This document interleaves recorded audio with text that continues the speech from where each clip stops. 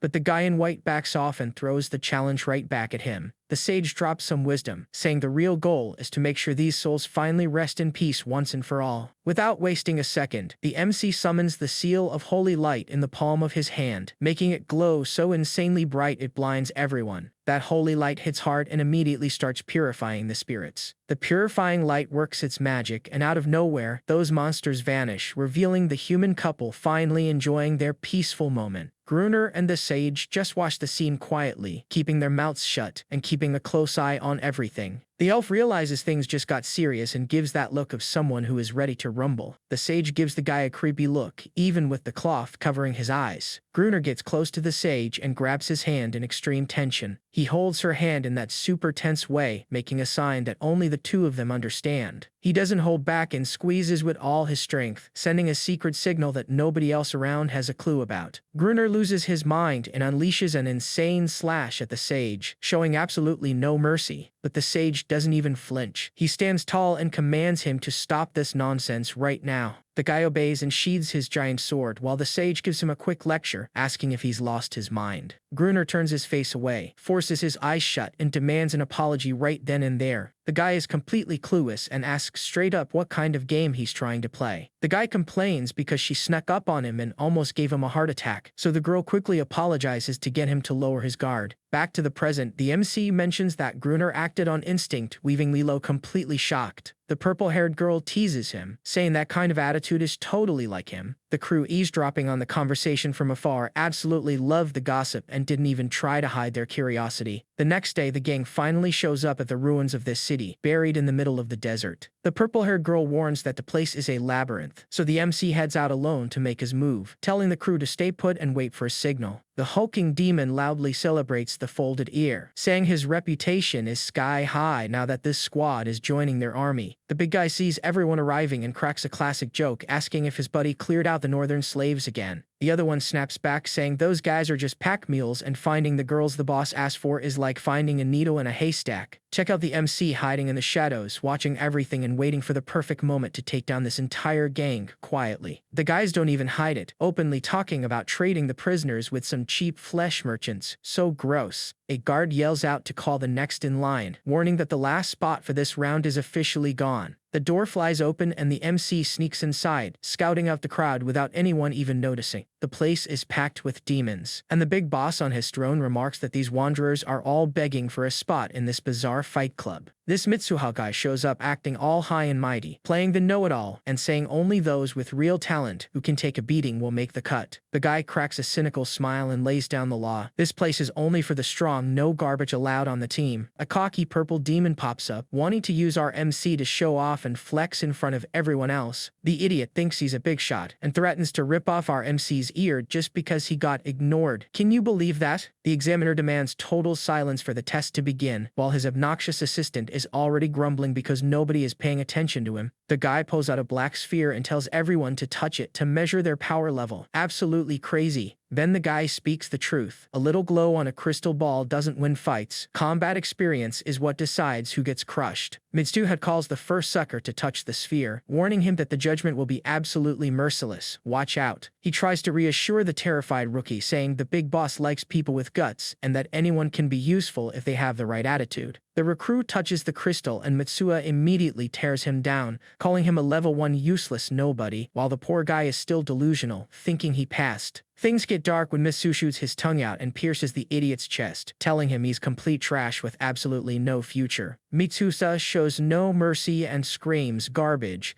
as he runs the poor guy through with his tongue, making a total mess, no joke. The MC warns that if any more useless bombs test his patience, they better run immediately, sending the crowd into a panic to get out of there. But Mitsuha doesn't hold back at all, slashing everyone around with his tongue, making a complete mess with a vicious strike. The unlucky guy flies straight into the wall with so much force that the monster slices him right in half, making a total mess without an ounce of mercy. The monster flashes a creepy smile and terrifies them, asking why these useless failures are even still breathing. The poor soul gets slammed into the wall and crumbles, leaving nothing but a trail of green slime to show he's gone. Out of nowhere, the bodies of the unlucky guys who tried to run turn into a bizarre, twisted ball of flesh like something straight out of a horror movie. The MC is just standing there watching, analyzing that bizarre mountain of flesh to figure out what this nightmare is all about. Mitsuha notices his confusion and asks his assistant about the so-called concubine, and the guy explains it's just one of the boss's experiments tossed in the corner. The assistant yells at the guards to get that experiment out of there, making sure nobody damages the boss's toy. Two guards pull a heavy net to carry away that bizarre ball of bodies, the concubine. Look at this freak show. It's so painful to see this clump of desperate, crying faces trapped in those ropes, a true nightmare made of flesh. The MC's face immediately darkens and the vibe gets heavy, because seeing this level of cruelty makes his blood boil with rage, man. Amidst that whole pile of flesh, the MC recognizes a piece of red cloth he knows all too well. You know? Right away, the MC figures out who's in there, spotting that red scarf, which is the trademark of someone he knows. Check it out. The atmosphere gets incredibly heavy, and the MC is on the verge of exploding with rage just looking at that creepy scene. Mitsuha returns to his throne with total shamelessness and orders the recruitment to keep going as if nothing happened. The MC points his finger right in the purple guy's face, putting pressure on him to spill the beans and stop playing dumb. But the MC blocks the guy's path at lightning speed, warning him that time is money, and he's not messing around. The MC asks what the rules are, and the blonde guy lays it out straight. Only those who are truly brutal or ruthless will do. The crowd is just waiting to see the kid fail, while this purple-haired idiot mocks him, thinking it's all just a little show. The MC asks if that thing really measures power, and Mitsuha, already annoyed, tells him to stop stalling and get on with this nonsense. Staring the guy down, our MC asks if he actually has the status and power to back up all that attitude. The guy gets incredibly angry and snaps back, asking if a level 3 guy like him doesn't have the status to judge a rookie's performance. The monster loses his temper, threatens the MC in a really nasty way, and orders him to touch the sphere immediately without wasting time. Out of nowhere, the MC's hand turns into something creepy, and he draws a blade to show who's boss around here. In the blink of an eye, he lunges forward with a precise thrust that pierces the examiner's hand, pinning the guy right to the testing sphere. Without missing a beat, he opens his creepy hand and grabs that glowing orb, stopping it with pure brute strength. The miserable examiner freezes instantly, his tongue pierced, leaving him with zero chance of making a single sound. The MC walks away in complete peace, carrying the glowing orb in his hand like it's just some random toy. The guy goes wild and smashes the object onto the ground, turning it into dust instantly. The beast has his claws covered in blood and shows off the idiot's head for everyone to see who runs the show. Without even trying, he just squeezes his hand shut and crushes the idiot's head into dust. Everyone is in absolute shock over the carnage, and the demons are practically wetting themselves trying to run away. The beast shows no mercy and impales the idiot's head on top of that mountain of bodies he built. Pure brutality, you know? The MC turns to the blood-soaked assistant and asks if the test was a success, and the poor guy is shaking so much he can't even speak. The henchman orders the rookies to hide inside the tents and stay quiet, because the big boss is on his way to check on their progress. Acting like a ninja, the MC pulls out a suspicious item from under his cloak to set his dark plan in motion. The replay shows that the scroll in his hand is a sacred messenger scroll, used to send messages from afar. Check it out. The guy realizes this scroll duplicates everything you write down, so he decides to use it to chat without anyone finding out. The MC writes down the update on the paper, letting them know he successfully infiltrated the demon city, and the plan is running smoothly. Check it out. While all the drama unfolds, the gang is just waiting in the cave, biting their nails and counting down the seconds to the MC's next move. The guy celebrates like crazy when he sees the message arrive on the scroll, signaling that the mission has finally begun. The group gathers with gloomy faces to crack the map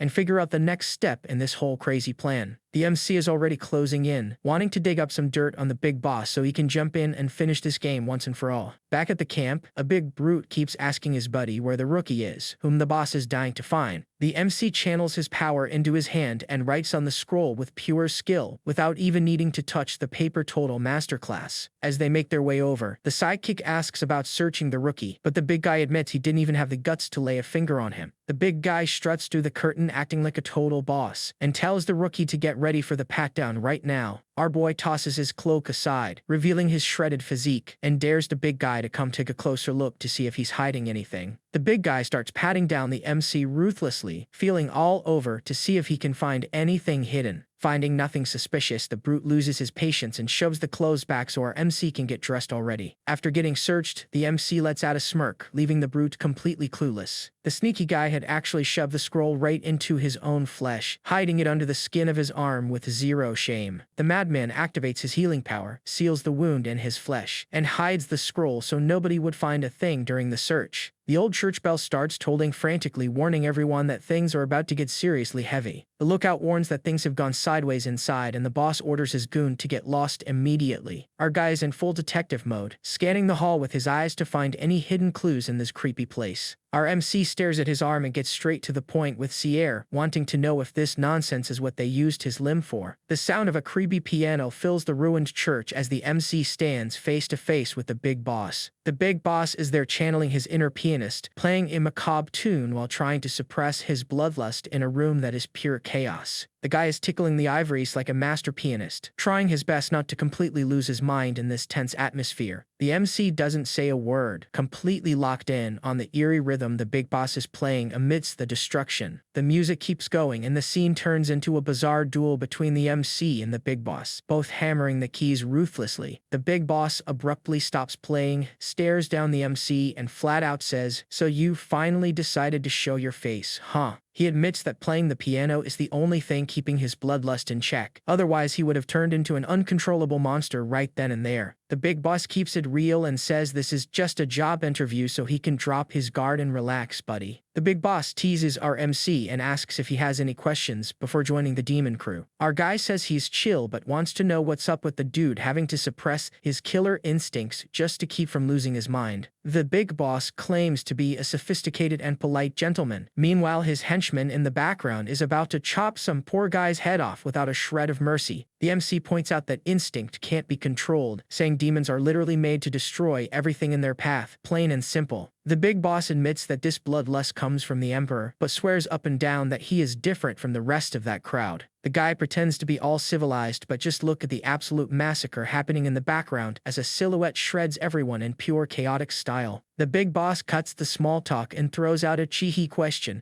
wanting to know if our guy recognizes the awesome track he's playing right now. The MC gives him a totally bored look and says that human music isn't really his thing, sounding like someone who's just looking for a fight. Out of nowhere, the big boss snaps, lands a brutal punch, and slams our MC straight to the ground without showing any mercy. The guy doesn't hold back, grabbing him by the neck and calling him a liar since he noticed the MC flinched the moment a bad note was played on the piano. Without letting go of the poor guy's neck, the big boss starts grilling him with a fierce interrogation. The dude wants to know if the MC enjoys seeing blood out of pure instinct or if he's just a straight-up sadist. The MC flashes a psychopathic grin with his mouth covered in red and tells him straight up that it's a little bit of both, you know? The big boss checks the kid's pulse, sees that he's telling the truth, and drops him flat on the ground without a care. The guy trashes him, calling him a slave to nature for not having the guts to stand up to the Emperor's orders. He says it's sad to see someone proud of being the system's little lapdog, becoming a slave simply due to a lack of options. Our guy says right to his face that the boss just needs a doormat to do his dirty work while he sits back and relaxes. The big boss acts crazy right away, asking what the price tag is for that kind of total submission. The protagonist strikes out of nowhere, lunging straight through the guy's chest without showing any mercy. It's absolutely insane. Our MC lays it on the line, telling him that only by his side will the guy get to unleash total chaos, and the big boss realizes instantly that he's not bluffing. Creepy chains sprout from the ground out of nowhere and bind the guy, leaving the big boss completely locked down right in front of us. The MC slips away quietly, leaving the fool stuck there, completely bound with no way to escape. The MC heads out of the place with that look of someone who already has the perfect plan mapped out to solve the problem. Hina pops up all cheerful with a flower crown, wanting to pamper the big monster while everyone else shivers just looking at the scene. The girl says those little flowers totally go with the creature's dark look, wondering if he likes being pampered. The girl mentions she doesn't like ruining nature and preferred to wait in the bushes for the perfect moment. The little one assures him she only staked out the place to pick up whatever fell to the ground without hurting the plants, keeping it super peaceful. Out of nowhere, the big boss loses his temper and slaps Hina across the face with zero mercy. That's just pure evil. The little girl goes flying from the blow, and the guy still yells at her, saying she shouldn't have stepped out of line. The crazy guy grabs the girl roughly, chewing her out and asking if she's deaf or just playing dumb. The guy sees the big boss stopping on Hina with absolutely no mercy, even dropping the line that humans are harder to train than stray dogs. The little girl is in terrible shape, sobbing and begging him to stop punishing her while taking all the blame. The jerk squeezes the redhead's neck with all his strength, talking some crazy mind games to make her even more terrified.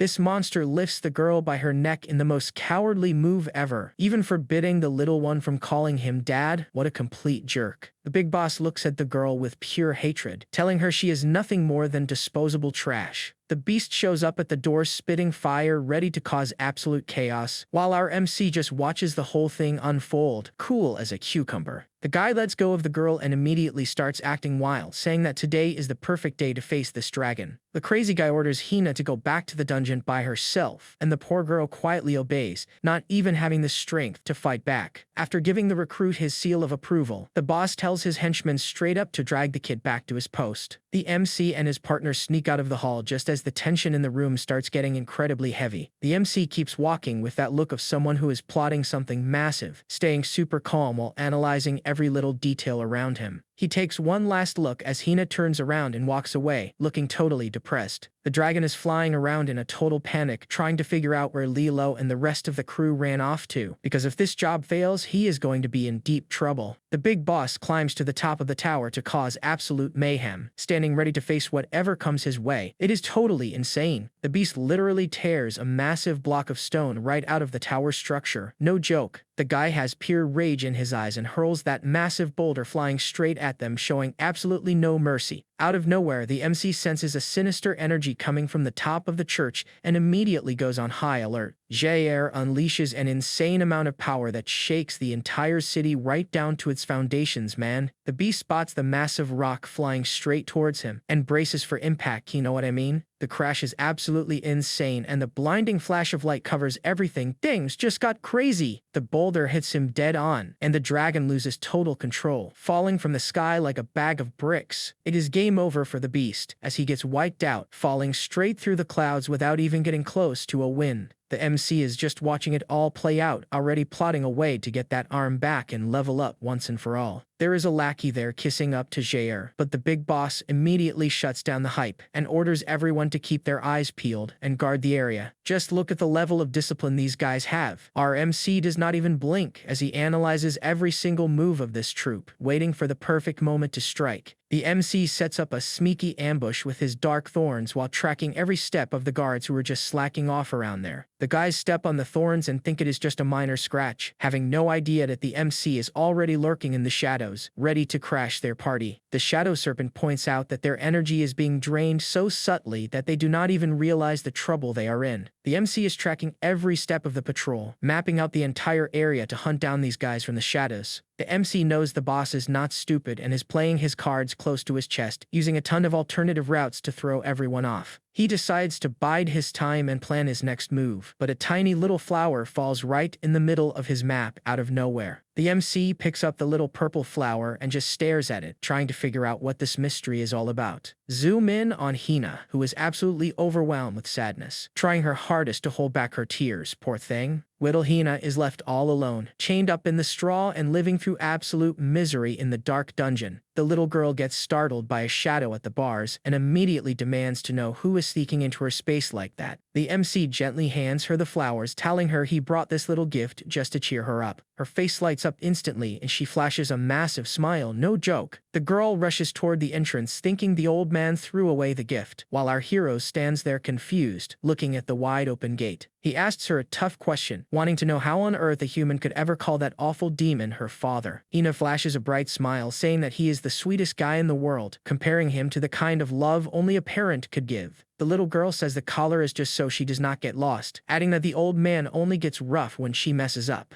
The MC is totally speechless at her distorted view and asks what kind of people she has been around her whole life to think that this is even remotely normal. A flashback reveals that the big boss was ordered to keep the kid alive just to deliver on a deal later on. Absolutely insane. The MC realizes she is completely brainwashed and does not even know she is a prisoner, so he invites her to escape and finally live a real life. With a sparkle in her eyes, the girl asks if the big world outside is really as amazing as everyone says. Our hero realizes she needs a real ally so she does not waste away, so he starts figuring out who he can recruit for this mission. The little girl gets super excited that he knows the names of the flowers and begs him to tell her stories about the wild adventures out there, clearly dreaming of seeing the world. The MC goes into cold mode, cuts the small talk, and focuses entirely on his strategy to pull off a checkmate right off the bat. He takes off, promising he will be back, leaving the girl behind, filled with hope of hearing more stories about the outside world. Hina notices that her ropes have come loose and is already terrified that the big boss will absolutely lose his mind when he finds out. The girl gives the rope one last adjustment to make absolutely sure that thing isn't slipping. No way. Take a look at that weird Roman numeral mark carved right under the rope. Jilong warns the old man that the princess fell straight into the boss's territory, and that's a total no-go zone, absolute game over if you even try to go near it. The old man goes wild and decides to confront Jir with some talk. Let's see if he actually has the guts for this showdown. The wanderer is totally stressed, complaining that this is a major drag, and quickly uses his shadow technique to bounce from this place. The shadow sneaks into the room like a ninja, invading the villain's sacred space in total stealth. The boss takes a quick sip of his drink while checking out the room, using his sharp senses to track down any random guy who dares to trespass. The MC's snake slithers through the shadows and realizes right away that the boss is scanning everything with magic, definitely time to watch out. Our MC laughs at the guy's mediocre skill and concentrates all his power on the shadow snake, so the guy doesn't find a single trace of him. The boss talks tough with a wine glass in hand, challenging the intruder to come out of hiding because he already gave away his position. Out of nowhere, the MC unleashes his form as a dark serpent, staring everyone down with that creepy green gaze that's absolutely terrifying. The boss doesn't even care, standing with his back turned in that ultimate villain pose, just waiting for our MC to finally show up. Things start heating up at a crazy shadow vacuum, and the MC finally shows up, ready to set things straight. The wanderer instantly figures out who the guy is and says that such a pathetic face could only belong to Zier. The villain is just mocking him, saying this human has a lot of nerve to sneak into his place and try to mess with him. The MC gets straight to the point. He's looking for whoever has the evil dragon, and if nobody plays games, everyone can just go on with their lives in peace. The guy loses his mind at the sheer audacity of this dude showing up at his place acting all high and mighty. The guy is totally toxic, holding his glass while letting it rip and calling out the intruder for having absolutely no manners. The wanderer doesn't even flinch, warning him that if the boss tries any funny business, he'll take him down in a heartbeat. Out of nowhere, the lantern glows with that creepy purple light, and a voice pops up asking what all this chaos is about. For real. The wanderer tells his partner to get to work, demanding he quickly deal with this annoying guy who's ruining the whole vibe. The boss's eyes widen instantly when he realizes that thing is a spiritual lantern, a legendary relic capable of bending space. The wanderer lets out a mocking laugh, asking if his partner chickened out, but warns him that the train has already left the station and there's no turning back. The villain cracks a terrifying smile and reveals that he's also carrying one of those relics. Check it out. The old man is in total shock, looking like he just saw the ghost of his own defeat. Out of nowhere, a shadow portal opens, and someone tells them both to stop dickering, saying that's no way to make friends around here. This guy named Matthias arrives acting like the big boss, telling everyone to cool it because now they all answer to him. Jir and the wanderer back down instantly, saluting Matthias like two terrified underlings. For real. The MC quickly realizes that Matthias is the puppet master pulling the strings behind all this chaos, and the headache is only just beginning. Matthias shows up throwing his weight around and forces their hands together, as if warning them that they are playing by his rules now. The guy declares that one is his rook and the other is his bishop in this twisted game. Check it out. The guy is acting like he owns the board, guaranteeing that with those two on his side, victory is already in the bag. The Wanderer sucks up to him, claiming that taking down this empire is a piece of cake, and the boss just agrees. Matthias immediately puts on the pressure, wanting to know if the boss is really after that quartet of assassins, for real. The guy admits he saw them but chose to ignore the bounty instead of chasing them, but Matthias cuts him off and tells him to call off the whole thing. Matthias shows off, placing his hand on his ally with that aura of danger that everyone knows. Matthias orders She-Er to stay on a tight leash, reminding him that he only bought the guy because they said he was tamed, you know? The guy flashes that psycho smile and tells the demon straight up to stop messing up and causing him any headaches. The guy clenches his fist in anger, accepts the order, and begs that jerk to fulfill his promise of freedom soon. The jerk just tosses the word freedom right in his face, leaving a heavy vibe of betrayal in the air. The MC shows off that legendary amulet with the pulsing gem, saying that nobody knows where such a rare item came from. The guy laughs, saying straight up that if he breaks this item, Ji-Er's head is going to snap instantly, with absolutely no mercy. Macias drops the news about his freedom and asks if the guy isn't crazy happy with that update. He gives the final order to the Wanderer and the dragon to get moving according to the plan, without wasting any time. The king tells Jair to go enjoy the ladies in the harem while the Wanderer works on the portal to do his thing. The old man bolts at the speed of light, but forgets that shiny thing right in the middle of the hall, leaving it wide open for whoever gets there first. The old man complains about the small room and the villain quickly promises a better one, while the MC already follows closely behind the two of them to see what the deal is. The MC turns into a shadow and tails the two of them to find out what's up with this spiral. The boss heads down this spiral staircase that seems endless, going straight to the bottom of the pit. The MC is just lurking, clinging to the wall, watching every detail of the path without making a single peep. The boss comes across a bizarre pile of fused bodies, a scene so weird he can't even believe his eyes. He asks if the berth is ready, and the weird creature just confirms that the time to unleash this nightmare has arrived, you know? The creature goes wild and spits out a red flesh sphere that just keeps pulsing, a totally creepy sight. The thing hits the ground, pulsing heavily, making a bizarre noise as it wriggles all on its own. Absolutely crazy. The shell stretches out completely, and the shape of a hand is already pushing from the inside. Totally bizarre, you know? Out of nowhere, the cocoon bursts in a wild scene and a demonic claw rips through everything with sheer force. A creepy creature emerges from all that fluid, immediately standing at attention to receive the boss's orders. The area fills with bizarre cocoons popping with red eyes everywhere, totally gross. Matthias arrives with major arrogance, bragging that he now manufactures boss-level demons in record time, just to show who's in charge around here. Several of those terrifying creatures sprout from the ground, immediately kneeling and waiting on edge for any order from the boss. The boss asserts authority over the newborn monster troop and already declares himself the vice commander of the whole operation. With no mercy whatsoever, Matthias orders his lackey to sweep the map and get rid of all those failed creations. The tyrant makes it clear that demons are just disposable pawns to him, but Jair fires back that he doesn't care about his artistic nonsense. Just look at the MC chilling on the balcony, casually sipping his wine and enjoying the moment, while the rest of the world is in absolute chaos. The kids enter the courtyard all gathered together, walking toward the gate as if they were in a creepy trance. Check it out. The group celebrates that they're finally going to get a full meal, but one of them is skeptical, thinking this lord is probably just a nasty, gross old guy. Out of nowhere, Matthias shows up looking all sharp to give the girl a strategic handshake,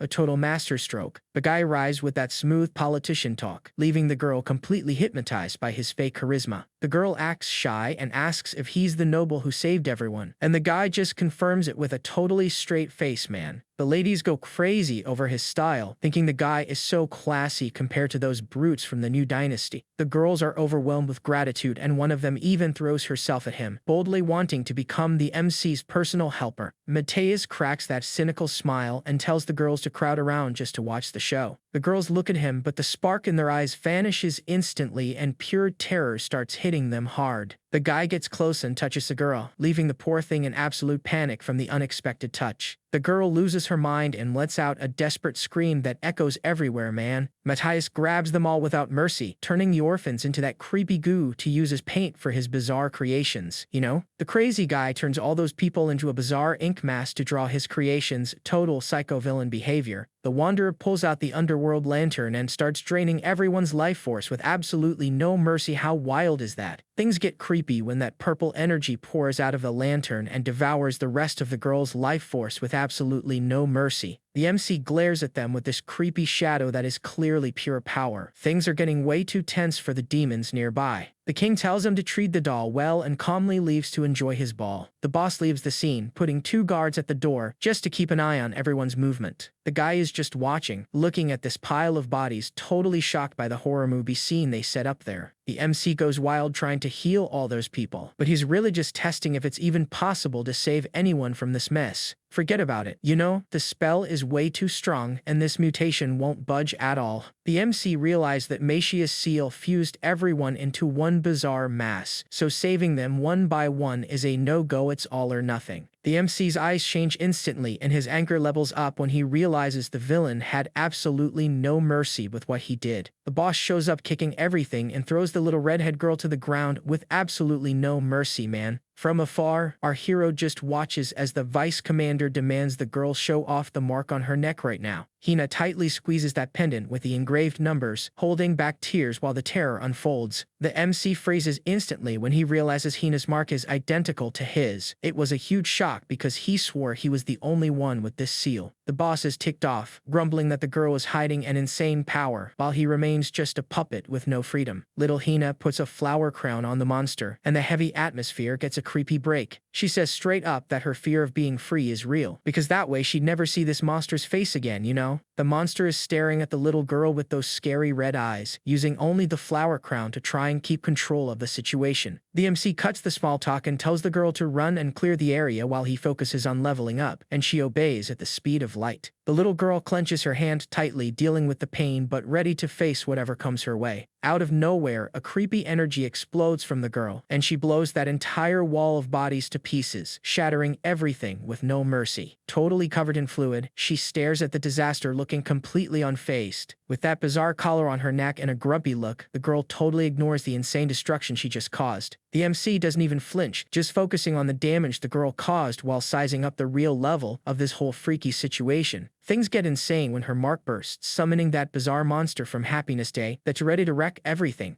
A creepy reddish energy bursts from the girl's back, turning into bizarre writhing tentacles with a major horror movie vibe. The thing turns into a giant beast with these creepy red eyes that put you in a trance instantly, buddy. The guy is completely stunned, staring at this freakish thing coming out of the girl, totally lost on the sheer level of destruction going on. He realizes right away that the mark works just like a parasite that feeds on demise, and only the Pillar of Heaven can contain this creepy stuff. Look at the size of that aberration looming over Jair, who looks like a mere bug next to this monstrous thing. Check it out. Hina is completely losing it, begging Jair for help while the guy tries to handle all this panic. The big boss quickly catches on to his partner's hint and realizes only that thing on the beast's back will make the creature back down for good. See that giant stone spike driven into the monster's back? That's the weak spot to put an end to this mess once and for all. Without wasting any time, the big boss lets out a yell and grabs that giant spike with all his might to rip it right out. The guy exerts crazy pressure, driving that thing straight into the beast's core with absolutely no mercy. Except the move is backfiring, and he's actually driving the spike straight into Hina's back, bro. Things go completely chaotic, and all that creepy energy is forced right into the little girl, man. The two of them collapse, completely exhausted, and the MC freezes seeing that wild scene unfold right in front of him. The MC blends into the shadows as he realizes it's impossible to take the duo head-on, and the focus now is to rescue Hina at all costs. A sinister voice whispers in his mind, offering power, but he ignores it and focuses entirely on protecting the girl from that cruel fate. The guy warns him flat out that if he falls for the same old lies as before, defeat is guaranteed and there's no crying about it. The girl is reading the scroll and instantly realizes the boss is high level, so the only way is to wait for the guy to slip up to make her move. Faye gives the princess a reality check that the job is merit-based, and Yelia already knows she has to work her butt off if she wants to honor the old man. The girl is putting extra care into the recommendation letter for Haya, making sure the payment comes loaded with gold. The girl thanks her, totally relieved,